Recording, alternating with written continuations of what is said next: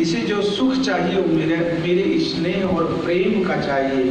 और जैसे जानकी जी के समझ में आया कि हनुमान को स्नेह और प्रेम चाहिए, तो जानकी जी को हनुमान जी महाराज को जानकी जी ने हनुमान जी महाराज को, तुम्हें भगवान रघुनंदन अत्यंत प्रेम करें। ऐसे सिद्धि निधि के दाता असबर दीन जानकी माता अजर अमर गुण निधि सुत हो।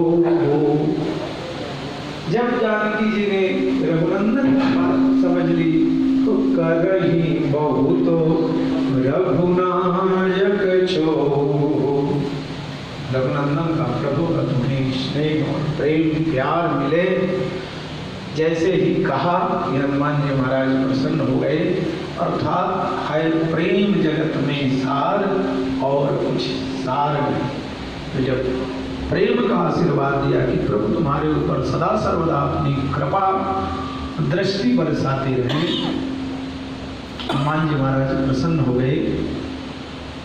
पुत्र जब अपने माँ को देखता है और लगभग जब तक कार्य पूरे नहीं हो जाते तब तक साधक को क्षुधा नहीं लगती। श्री हनुमान जी महाराज को भूख नहीं लगी, प्यास नहीं लगी, लेकिन जब श्री हनुमान जी महाराज ने जानकी जी के दर्शन कर लिए, अर्थात जगदम्बा के दर्शन कर लिए, तो श्री हनुमान जी महाराज को फिर भूख लगती है, क्षुधा लगती है, और माँ से कहते हैं माँ मैं भूखा। माँ भगवती फिर सुंदर कांड में बहुत अच्छी व्याख्या है, शाम की कथा में आप लोगों को सुनाएंगे। तो ये अशोक वाटिका का तात्पर्य है जीव अशोक हो जाए। अब ये प्रश्न होगा कि जानकी जी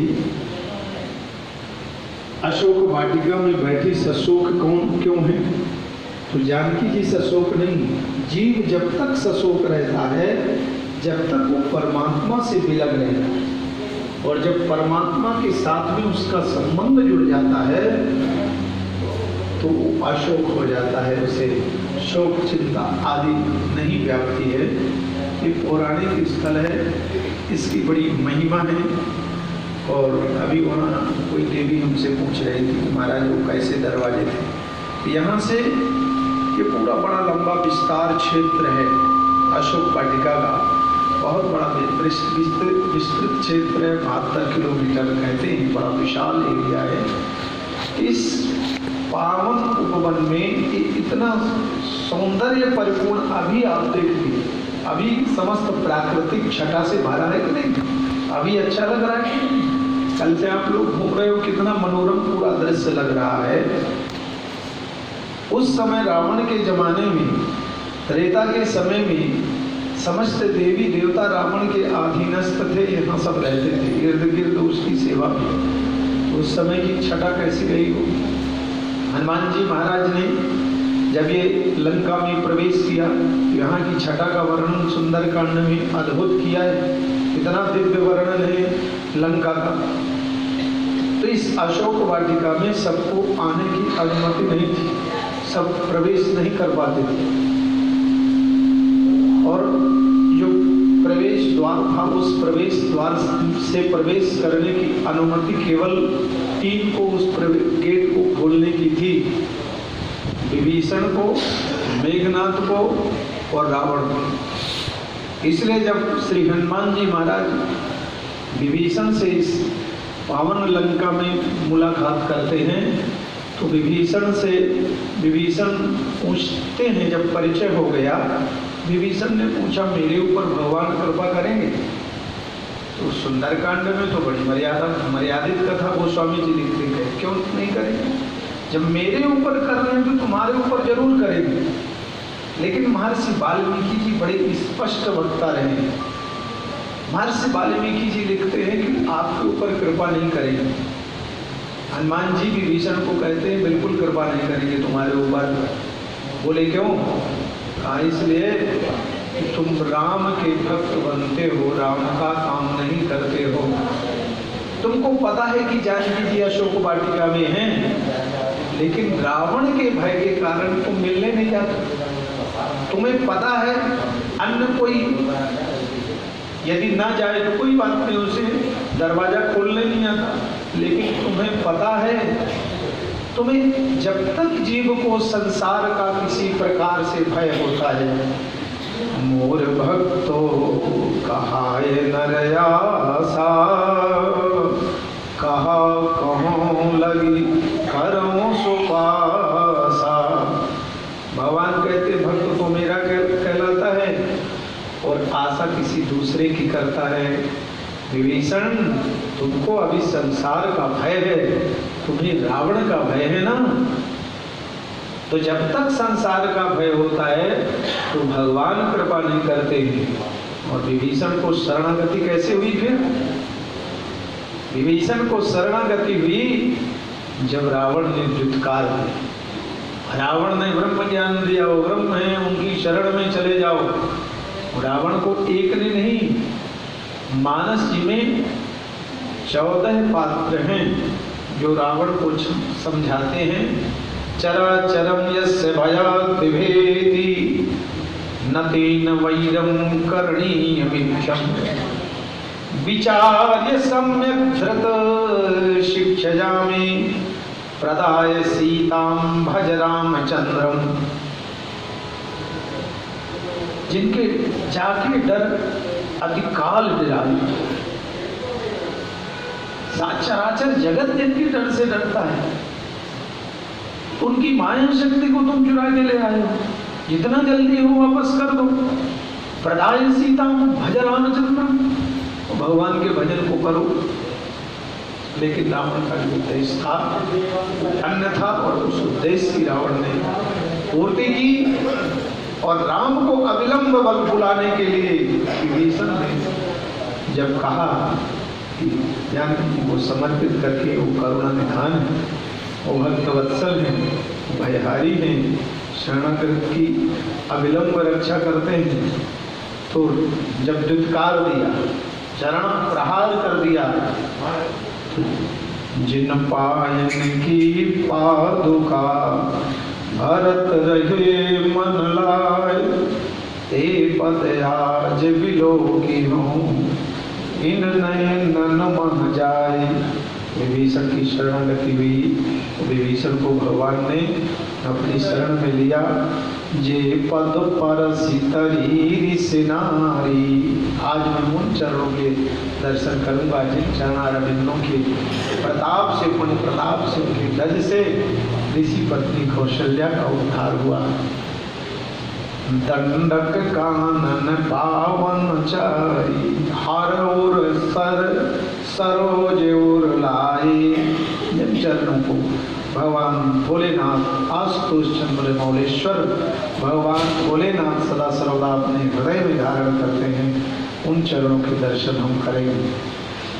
तो ऐसे चरणारविंद जो निरंतर जिन चरण पादुकाओं की सेवा भरत जी ने किया, ऐसे मर्यादा पुरुषोत्तम भगवान राम विभीषण को शरण दिए। और इसी धरती पर, कल भी हम बता रहे, इसी धरती पर विभीषण को भी भगवान ने विभीषण के समर्पण से अमर कर दिया। ऐसी पावन स्थली है।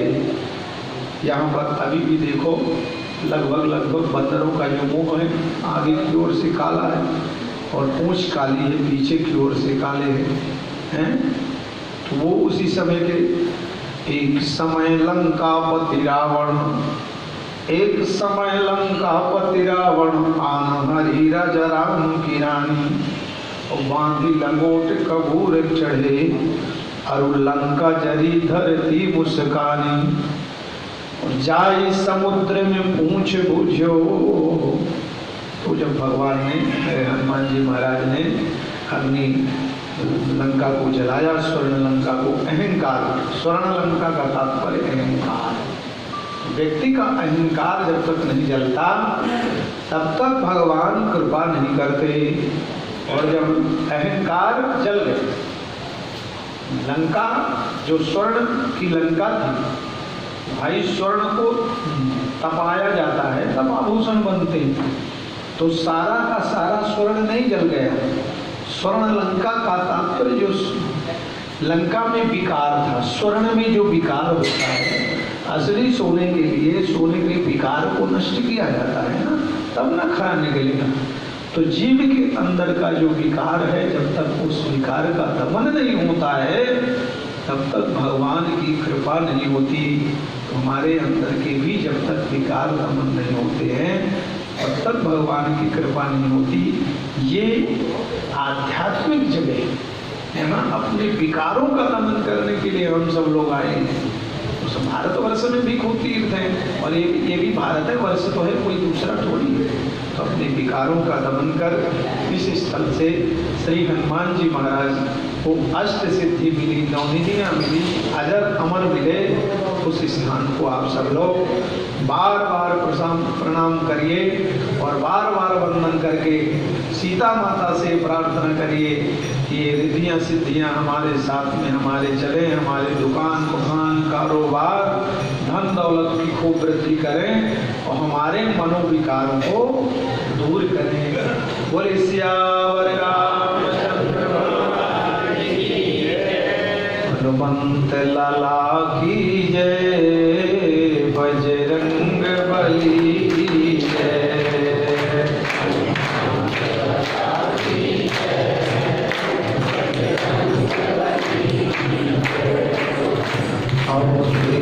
लला की जय, मिथिलेश लली की जय।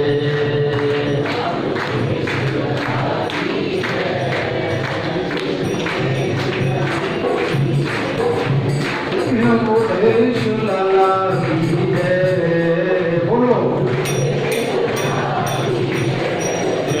अवधेश लला की जय।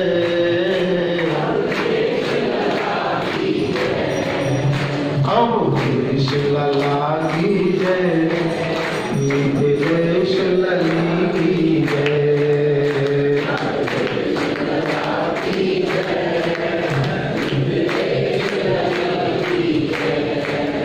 बजरंग बली की जय, हनुमंत लला की जय।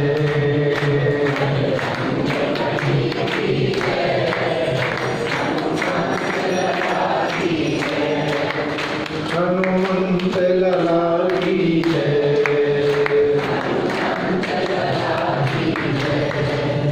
हनुमंत लला की जय,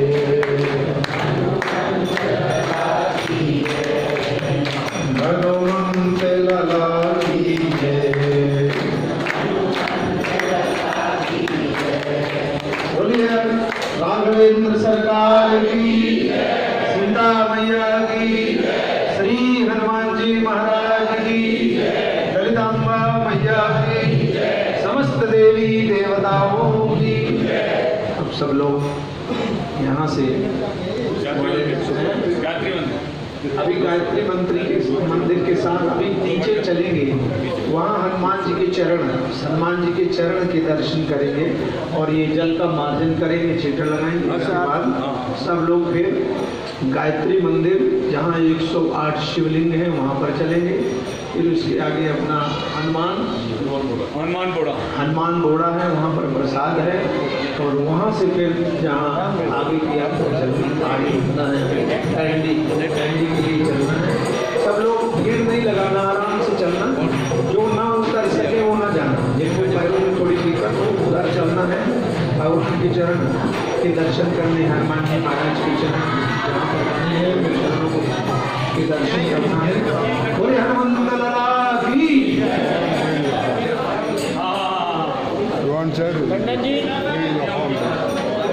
कुर्सियाँ इकट्ठा करके सब लोग रख लीजिए।